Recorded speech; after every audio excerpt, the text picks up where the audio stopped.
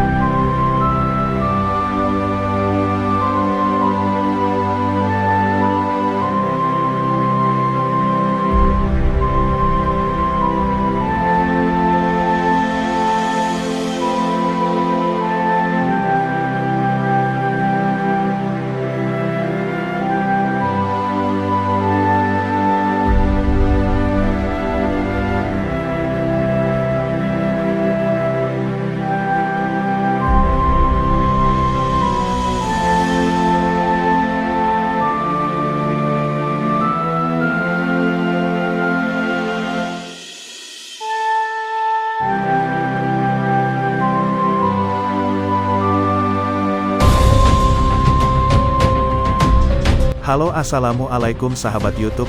Jumpa lagi dengan saya. Semoga sahabat YouTube semua dalam keadaan sehat walafiat. Amin ya robbal alamin. Di vlog kali ini, kita akan jalan-jalan ziarah ke makam pahlawan nasional asal Gorontalo sekaligus mengenang kisah perjuangan Bapak Haji Nani Wartabone. Sahabat YouTube, seperti yang kita ketahui bersama, bahwa sebelum negara kita Indonesia merdeka, Gorontalo sudah lebih dulu memproklamirkan kemerdekaannya. Berkat Pak Nani Wartabone, pada tahun 1942 Gorontalo sudah memproklamirkan kemerdekaan dari tangan penjajah. Dengan pecahnya Perang Pasifik, maka oleh pemimpin-pemimpin pergerakan di Indonesia sudah diperhitungkan, bahwa peristiwa itu akan membawa masa yang menentukan bagi perjuangan bangsa Indonesia untuk mencapai kemerdekaan.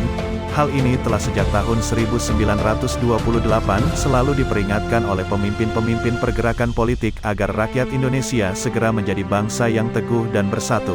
Dan ternyata suara-suara tersebut sebagai guntur memecah di angkasa telah membawa pengaruh ke seluruh pelosok tanah air. Sejak waktu itu, di petik terbalik daerah Gorontalo sudah mulai terdapat kegiatan-kegiatan di bidang kepartaian yang menantang kolonialisme Belanda, antaranya Nani Wartabone sebagai penyebar ideologi Partai Nasional Indonesia.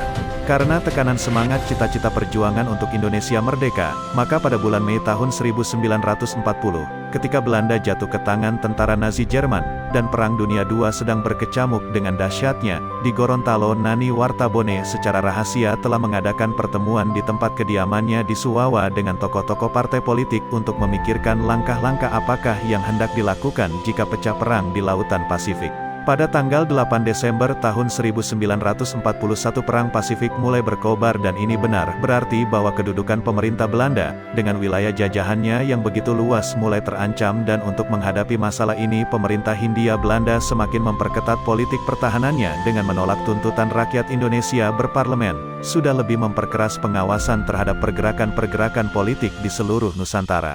Di samping itu, pemerintah Hindia Belanda telah menyusun suatu organisasi yang disebut Vernielingskorps dengan tujuan untuk melakukan pengrusakan atau membumi hanguskan semua alat-alat vital, jika sewaktu-waktu Belanda terpaksa meninggalkan Indonesia. Di daerah Gorontalo pun, organisasi ini sudah dibentuk dan sasaran mereka adalah bendungan irigasi, pelabuhan, jembatan-jembatan, bahan-bahan makanan serta objek-objek lain yang sangat penting sekali artinya bagi kehidupan rakyat.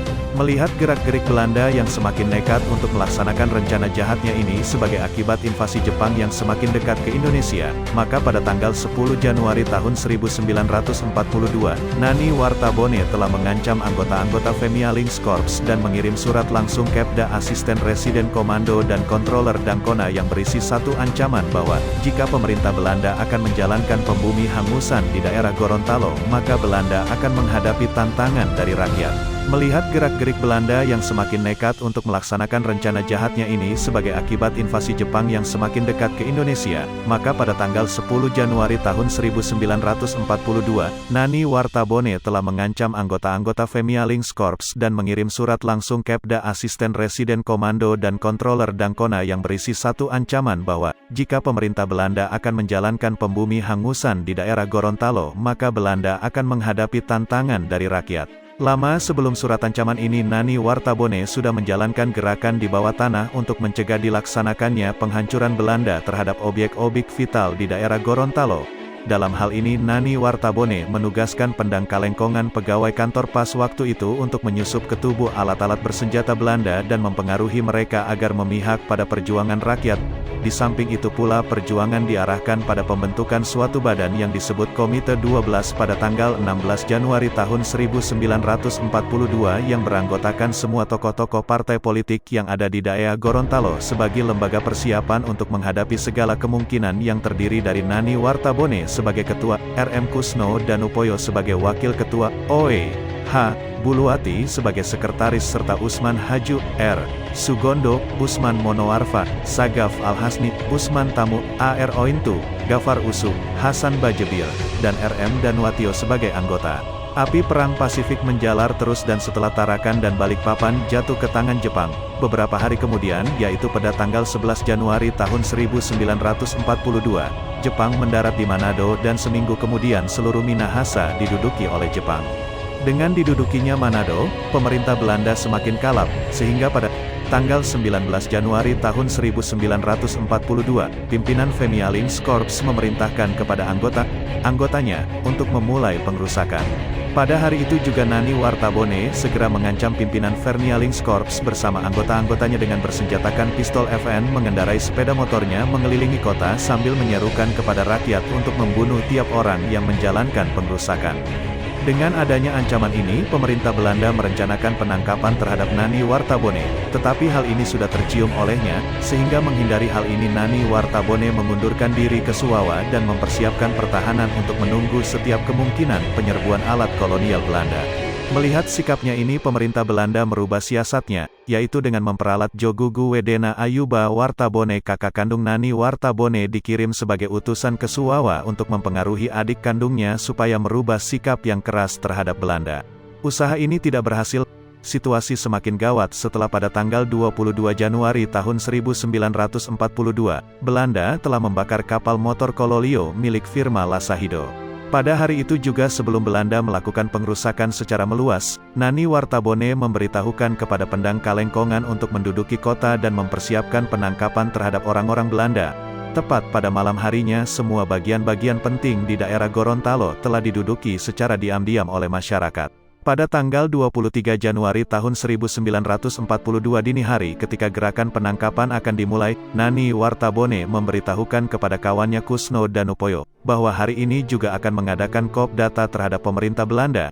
Dari rumahnya Kusno Danupoyo dan Nani Wartabone dengan dikawal oleh Pendang Kalengkongan dan Paom anggota Veld Polisi Belanda yang memihak kepada perjuangan rakyat menyergap detasemen Komandan Veld Politi Romer di rumahnya, dan memaksa supaya memberikan perintah kepada seluruh pasukannya untuk menyerah.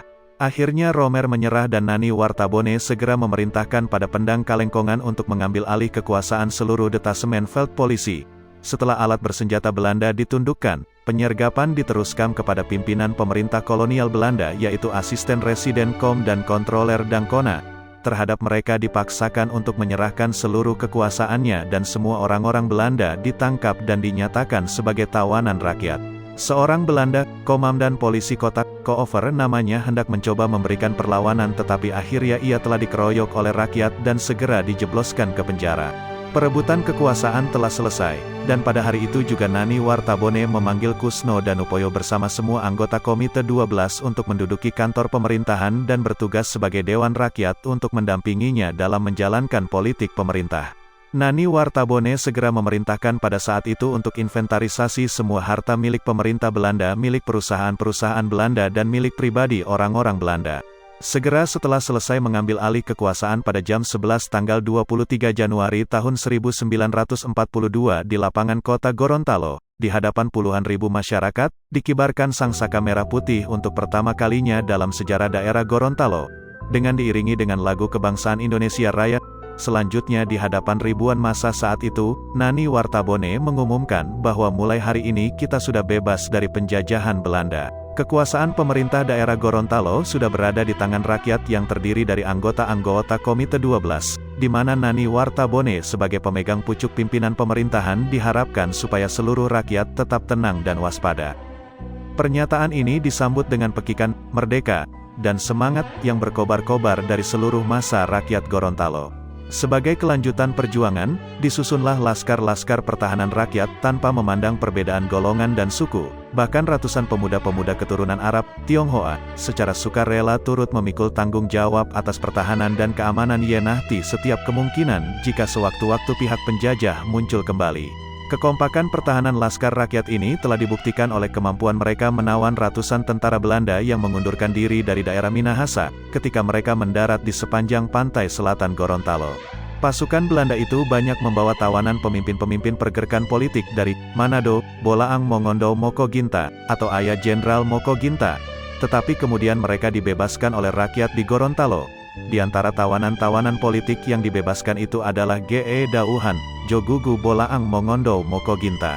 Proses sejarah tanggal 23 Januari tahun 1942 berjalan terus. Nani Wartabone diundang oleh Panglima Tentara Jepang untuk bertemu di Manado, dan dalam pertemuan itu diharapkan oleh Panglima bekerja sama untuk menghancurkan tentara sekutu sebagai penjajah bangsa-bangsa di Asia ini dan penyerahan orang-orang Belanda sebagai tawanan rakyat di Gorontalo. Orang-orang Belanda telah diserahkan dan hampir setiap minggu pemerintah Gorontalo mengirim bahan-bahan makanan berupa beras dan jagung ke Manado, untuk didistribusikan pada rakyat yang sangat kekurangan makanan pada waktu itu, yang dikerjakan oleh suatu lembaga perekonomian yang bentuk oleh pemerintah militer Jepang di bawah pimpinan Amol Mononotu.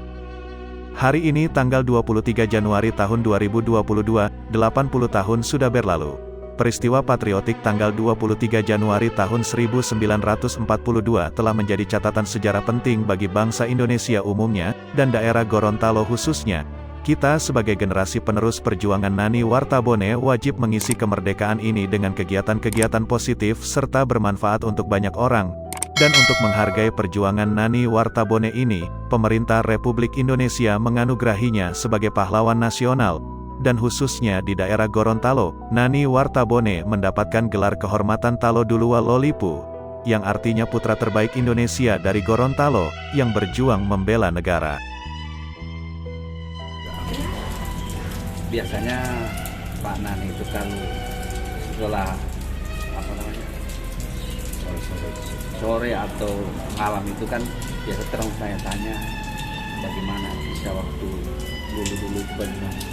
Jadi beliau itu mau bercerita bahwa bagaimana dia penyiksaan dari zaman Belanda ke Jepang itu, dan yang paling dia rasakan itu di zaman Jepang.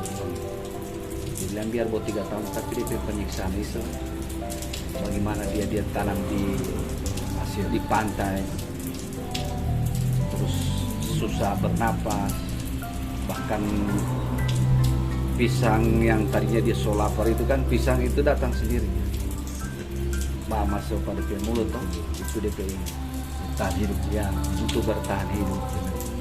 Dia juga ada berapa orang kan yang termasuk Pak Alwi Sabu itu, baru bagaimana dia waktu disuruh angkut tai lo ini septic tank Belanda ini kan, nah, jadi Jepang suruh bongkar itu septic tank bawah. Karena penyiksaan dia siksa terus ini, karena dia bilang lebih kita mati saja. Jadi ini dia mau buang neng ludah ini Jepang ini. Dia maksud supaya dia mau tembak tuh, supaya dibunuh dia. Ya habis itu dia ikat kaki sampai kepala di bawah tuh. Jadi ini tentara Jepang kesana kemarin, dia mau buang ludah, dia mau supaya dia dibunuh, supaya mau ditembak saya dia supaya tidak tahan siksa. Jadi kalau bicara itu, dia almarhum ini menangis lagi dia. Itu DP banyak kali dia disiksa itu kan. Allah kalau Allah bilang belum izinnya. Berarti penyiksaan ini luar biasa. Iya. Itu waktu dia ditahan di Jepang